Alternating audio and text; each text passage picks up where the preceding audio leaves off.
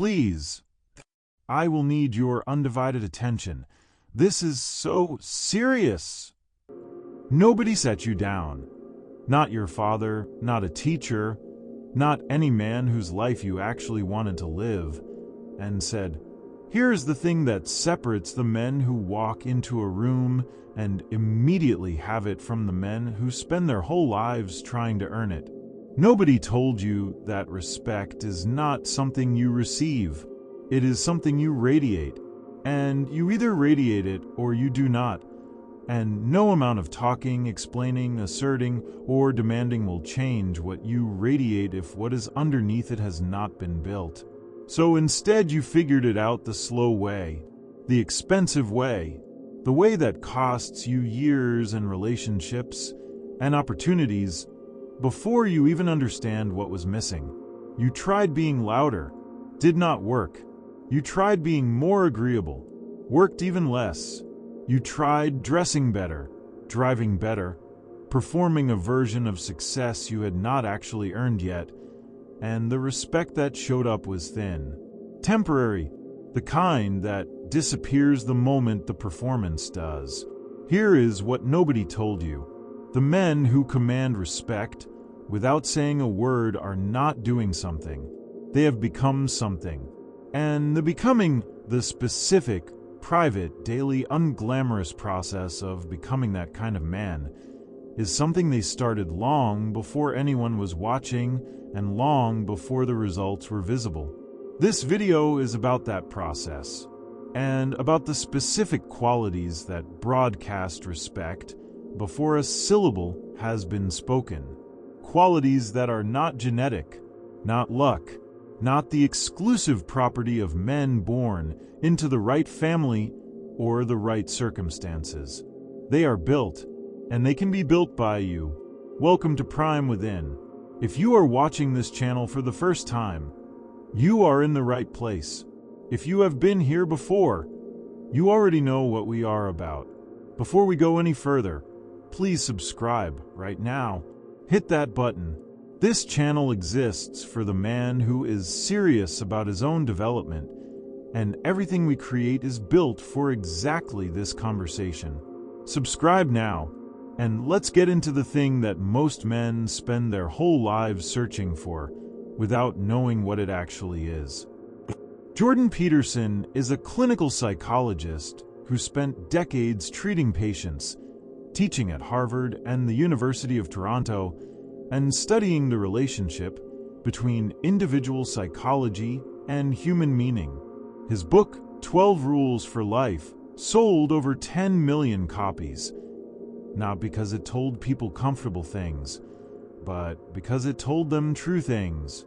True things delivered with the specific directness of a man who has sat across from enough suffering to no longer be interested in softening the truth for the sake of politeness. Peterson makes an argument about respect and status that runs completely counter to everything modern culture tells men about how to be valued. He argues, drawing from decades of clinical psychology, evolutionary biology, and the deep pattern of human social organization, that the respect most men are seeking is not primarily granted by other people. It is recognized in you by other people, and recognition requires substance, something real to recognize. He opens 12 Rules for Life with a chapter that begins with lobsters, literal lobsters, and most people who have not read the book think this is eccentric. But what Peterson is doing is establishing something fundamental about the biology of status, about the fact that hierarchies of competence and confidence exist in creatures that have been on this earth for 350 million years, that the neurochemistry of status runs far deeper than culture or conditioning, and that the signals of high status, the posture, the presence, the specific quality of occupying space, are not arbitrary social conventions.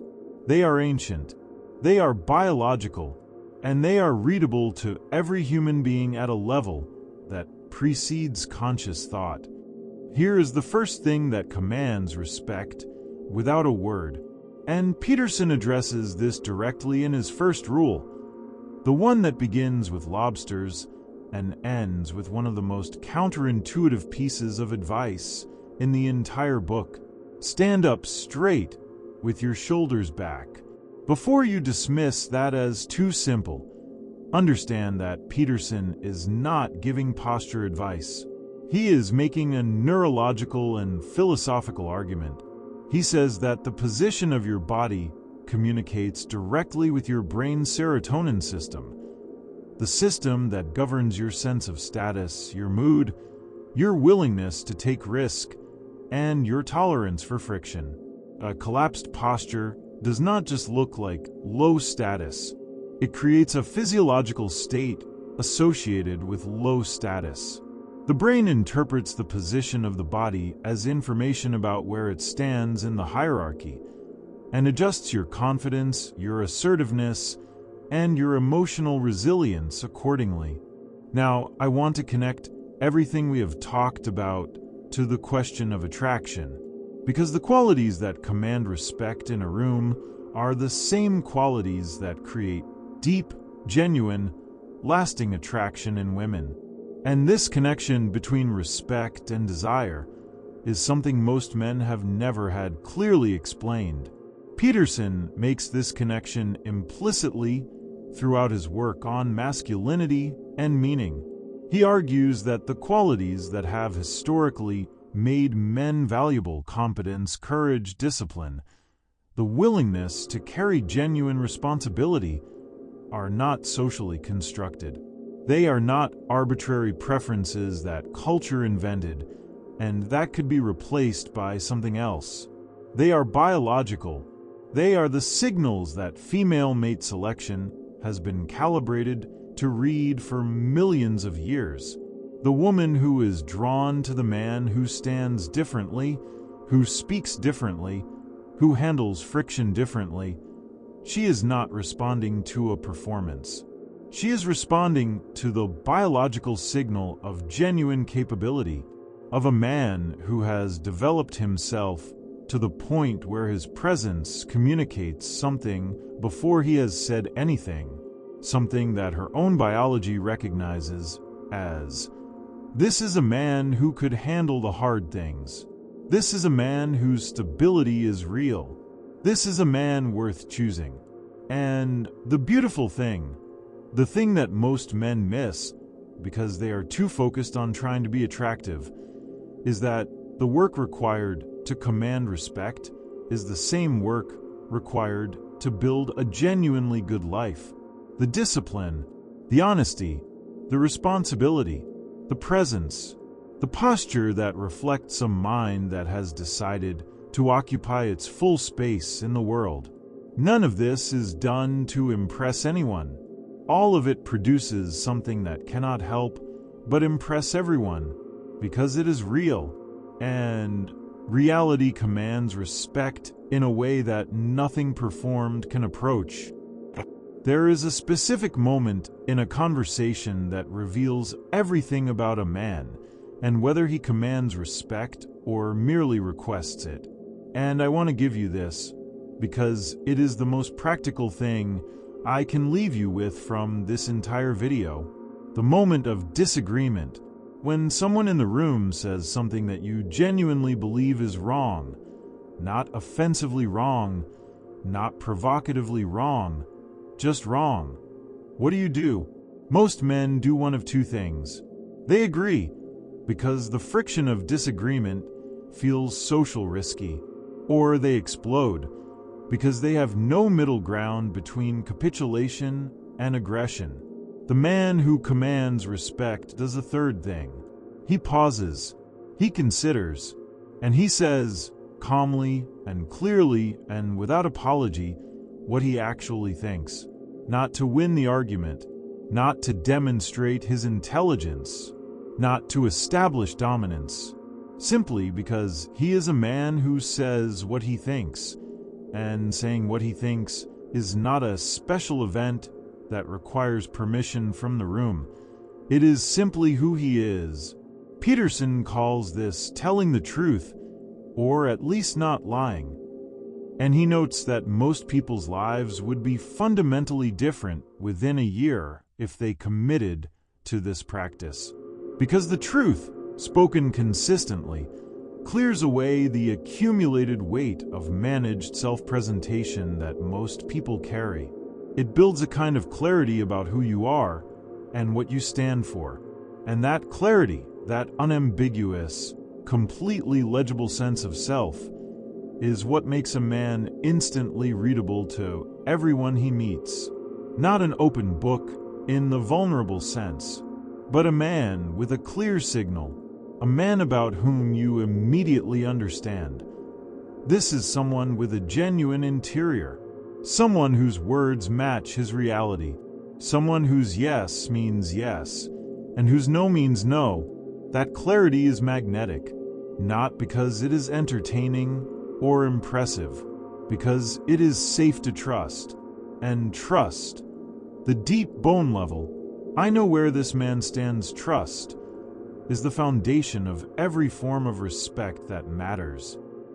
Let me bring everything home.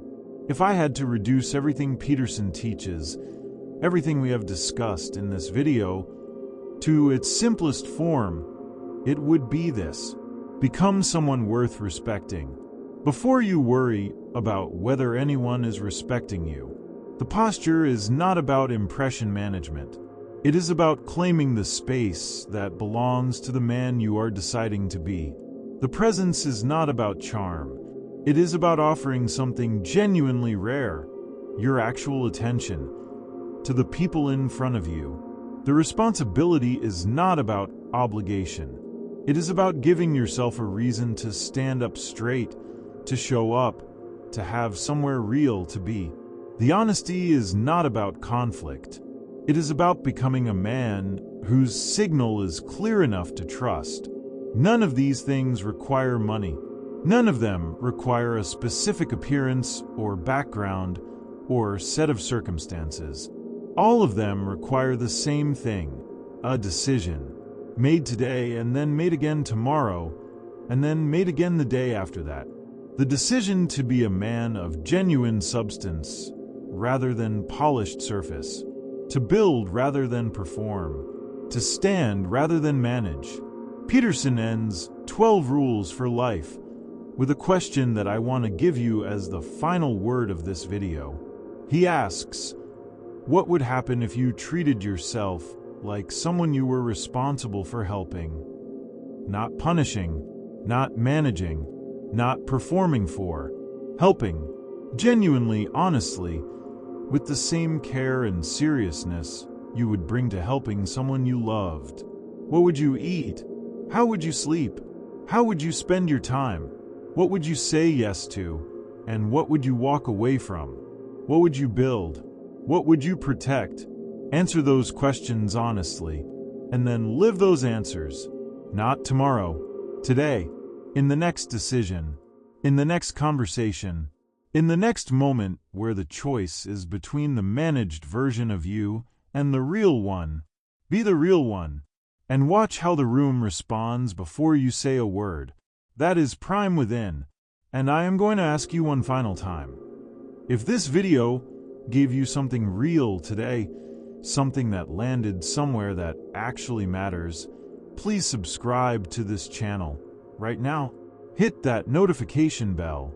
Share this with one man who has been asking for respect without understanding yet what commands it. You might be the conversation that changes his direction. We will see you in the next one. Master yourself first. Build your legacy. Think about the men in your life who command the most respect.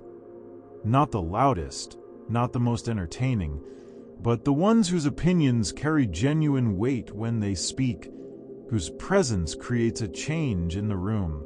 Almost universally, those men are carrying something, a business they have built and are responsible for, a family they have committed to, a craft they have spent years developing and are accountable to, a mission that extends beyond their own comfort and their own benefit. that weight is not a burden in the tragic sense. Peterson argues, and this is perhaps his most important contribution to how men think about their lives, that the weight is the point, that the man who has avoided all burden in the name of freedom has not found freedom. He has found emptiness. Because human beings, men specifically, in the deep pattern of what creates meaning and psychological stability, are not built for the absence of challenge. They are built for the challenge of something genuinely worth building. And the man who has found that thing, who has accepted the responsibility of building it and protecting it and answering to it every day, radiates something that the comfortable, uncommitted, responsibility-avoiding man simply cannot access. Not because he is performing confidence, because he has a reason to be confident. He has built something. He is building something, and the building of it is visible in everything about him. Let me tell you about Nelson Mandela walking out of Victor Verster prison on February 11, 1990. He had been imprisoned for 27 years. He was 71 years old. He had every reason, every legitimate, understandable, morally defensible reason to walk out of that prison broken, bitter, diminished by what had been done to him. He walked out with his fist raised and his head level, and a smile that did not look like a man who had just survived 27 years of confinement. It looked like a man who had used 27 years to become someone that no amount of confinement could diminish. The cameras caught something that day that goes beyond politics and beyond history. They caught what genuine psychological freedom looks like. The specific quality of a man whose sense of self is not determined by his circumstances, whose dignity is internal rather than granted by the world's treatment of him, whose presence communicates, without a word, before a word, that what this man carries inside him cannot be taken away by anything outside him. Peterson would recognize that quality immediately. He writes about it in the context of what he calls the development of the individual, the psychological and spiritual work of building a self that is genuine rather than performed, grounded rather than contingent, capable of standing in chaos without being dissolved by it. Mandela did not command respect because he had power in the conventional sense. He commanded it because of what was visible in him, the specific, unperformable quality of a man who had been tested by something most people cannot imagine and had emerged more himself, not less. And every person who was in the presence of that quality felt it before they processed it, felt it in their own nervous system as the specific signal that says, "This is someone worth paying attention to." The fourth quality that commands respect without a word is one that Peterson addresses with a directness that made him controversial, and that I want to give you directly because it is the most practically actionable insight in this entire video. Tell the truth, not the social truth, the one that maintains comfort and avoids friction and says what the room expects to hear. The actual truth, what you actually think, what you actually believe, what you actually see when you look honestly at a situation without the filter of what you're supposed to see. Peterson argues, and this is one of the central claims of 12 Rules for Life, that most of the suffering people experience in their lives is downstream of the small, daily, seemingly harmless lies they tell. Not the dramatic lies, the quiet ones. The lie of laughing at something that is not funny. The lie of agreeing with something you think is wrong. The lie of staying silent when something in you knows it should speak. The lie of presenting a version of yourself that is managed and edited and optimized for approval rather than the genuine version that might create friction. Each of these lies costs something, not dramatically. Each one is a small transaction, but they compound. And the man who has been paying out in small lies for years arrives somewhere he cannot fully explain and cannot easily get out of, where he no longer knows exactly what he thinks, where his own sense of self has been so thoroughly managed that the genuine signal underneath all the management has become almost inaudible.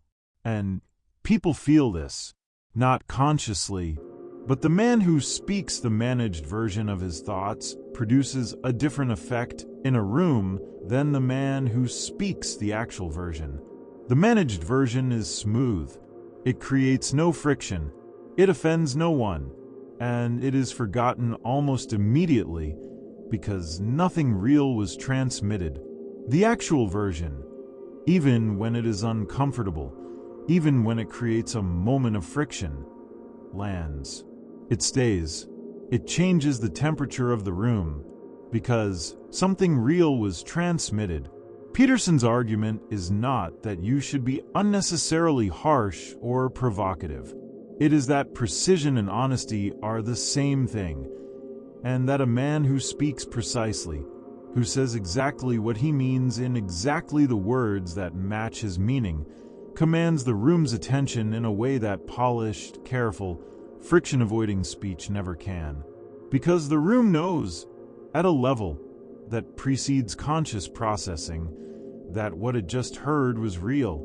The man who enters a room with his shoulders forward and his chest compressed is not just looking uncertain. His brain is running a low-status neurochemical program. His serotonin is suppressed. His stress hormones are elevated. His body is telling his mind, "We are not safe here. We are not in a position of strength. We should be careful." And everyone in the room feels that signal before they process it consciously. The man who enters with his shoulders back and his head level is doing the opposite. He is running a high-status program. His brain is flooded with the neurochemical equivalent of confidence. And the people around him, whose own brains are reading his physiological state through thousands of evolutionary years of social intelligence, feel it before they see it, before they hear him, before they know anything about who he is. Peterson's deeper point, and this is the one most people miss, is that this is not about performing confidence. He says to stand up straight, not to deceive anyone, but to be the person you could be if you decided to be. The posture is not the performance. It is the decision. The decision to claim your full physical and psychological presence in whatever room you are in. To stop apologizing with your body for the space you occupy. To stand as if you have somewhere to be and every right to be there. That decision, made physically in the body before the mind has time to second-guess it, changes what you radiate. And what you radiate is what the room reads before you open your mouth. The second quality that commands respect without a word is one that Peterson explores throughout 12 Rules for Life and Beyond Order. And it is one that most men are actively destroying with one of the most normalized habits in the modern world. The quality is presence, and the thing destroying it is the phone. Peterson does not write specifically about smartphone use. His major works predate the social media era's full impact. But his writing about attention, about genuine engagement with the person in front of you, about what it means to actually listen, all of it points directly at the thing most men are no longer capable of offering in a sustained way. Genuine, undivided, completely present attention. Think about the last time someone gave you their full attention. No phone on the table, no eyes drifting over your shoulder to see who else is in the room. No sense that they were managing the conversation rather than inhabiting it. Remember how rare it felt. Remember how valued you felt in that person's presence.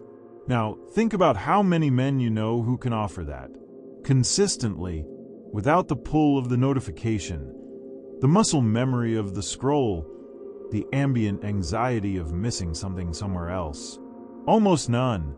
And this is exactly why the man who can offer genuine presence in an age of chronic distraction commands a kind of respect that has nothing to do with what he says, or how he looks, or what his social status is. He commands it because he is giving the person in front of him something that has become genuinely rare, the experience of being actually seen and actually heard by a man who is actually there. Peterson's writing about conversation and genuine listening connects to what he calls speaking with precision. He argues that most people do not actually say what they mean. They say what they think is expected, or what will create the least friction, or what they believe the listener wants to hear. And the cost of this is not just dishonest communication. It is the erosion of your own sense of self. Because a man who consistently says things he does not mean loses track of what he actually means. He becomes, gradually and then completely, a man without a genuine interior. A man whose words are always managed rather than real, always calculated rather than true.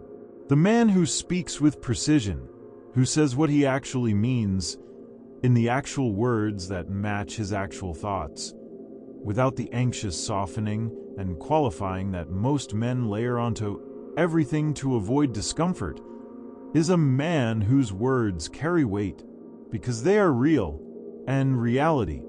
In a world saturated with performance, is one of the most commanding things a man can bring to any room. I want to pause here and be direct with you, because what we are building in this video is not a list of tips. It is a portrait of a man, the kind of man who walks into any room and changes its atmosphere without saying a word. And if you want to keep building that portrait with us every week, subscribe to Prime Within right now. Hit that button. Hit the notification bell. We create this content every single week for the man who is genuinely building something. Subscribe now. The next section gets deeper. The third quality is the one Peterson writes about most extensively and most passionately throughout all three of his major books, and it is the quality that most men are most afraid of because it requires the thing they are most conditioned to avoid: responsibility. Specifically, the voluntary acceptance of maximal responsibility. Peterson makes an argument that sounds almost paradoxical the first time you hear it. He says that meaning, genuine, sustaining, life-filling meaning, is not found in the pursuit of happiness. It is found in the acceptance of the heaviest burden you can responsibly carry, not a burden imposed on you, one you choose. Because a man who has chosen a great responsibility for himself, for the people in his life, for something beyond himself, carries himself differently than a man who has chosen the path of least resistance. He carries himself like a man who has somewhere to be and something to protect, and that quality, the weight of chosen responsibility, is one of the most instantly readable things about a person, not the specifics of what the responsibility is. The fact of it, the way it creates a kind of seriousness of purpose that shows up in how he moves, how he pauses before he speaks, how he responds when something goes wrong, how he treats the people who are depending on him.